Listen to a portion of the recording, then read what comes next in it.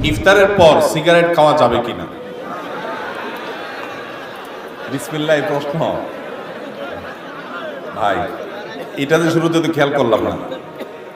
ইফতারের পর সিগারেট খাওয়া যাবে কিনা এটা কোনো কথা হলো ভাই? ইফতারের পর আসলে হয়তোবা প্রশ্নটা এমন কোন ভাই করছেন যিনি প্রশ্নটা লিখে পাঠিয়েছেন, হয়তো এই বেচারা সিগারেটের বদভ্যাস আছে, আবার লোকটা রোজাদার, তো সারাদিন ধূমপান ছাড়া থাকতে থাকতে থাকতে থাকতে বেচারা অধৈর্য হয়ে ইফতারের পরপরই হয়তো বা সিগারেট দিয়ে ইফতার করে কিনা আল্লাহ জানে।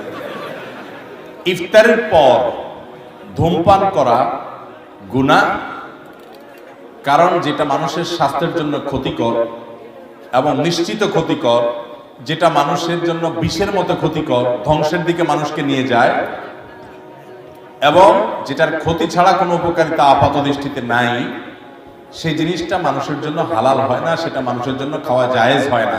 ধূমপানটা সেরকম একটা বিষয়। অতএব আপনি ইফতারের আগ পর্যন্ত তো করবেনই না, কারণ আপনি রোজাদার, সেই হিসাবে হালাল জিনিসও খেতে পারবেন না।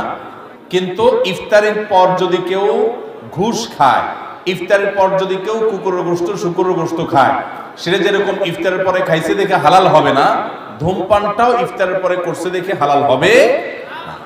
কথাকে বুঝাতে পারছি?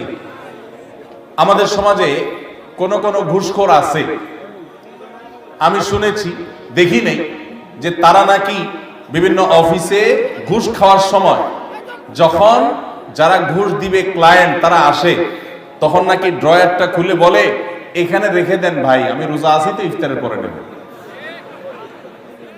এরকম শুনছি আমি, আল্লাহ জানে এরকম আসলে আদতে আছে কিনা, বাস্তবে আছে কিনা। তো এই বেচারা সে রোজা রেখে ঘুষের টাকা ধরবে না, রোজা ভেঙে ইফতার করার পর তারপরে ধরবে। তার মানে সে মনে করে রোজা রাখা অবস্থায় করলে রোজার অসম্মান হবে, তো রোজা রাখার পরে ইফতার করার পরে যে করবেন তাতে আল্লাহর নির্দেশ লঙ্ঘন হবে না? রোজা মানে তো বিরত থাকা, সিয়াম মানে বিরত থাকা, তার মানে হারাম থেকে বেঁচে থাকার ট্রেনিং আমি নিচ্ছি এখান থেকে, সেটা আমার আমল করতে হবে সারা জীবন পর। অতএব যারা রোজা রেখে ধূমপান করছেন না, তারা ইফতারের পরেও ধূমপান করবেন না।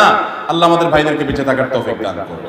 যদি কোনো কারণে শয়তানের প্ররোচনার পরিচিতি আপনি করেই ফেলেন, তো আপনি প্রতিজ্ঞা করবেন আস্তে আস্তে সেখান থেকে বের হয়ে আসা।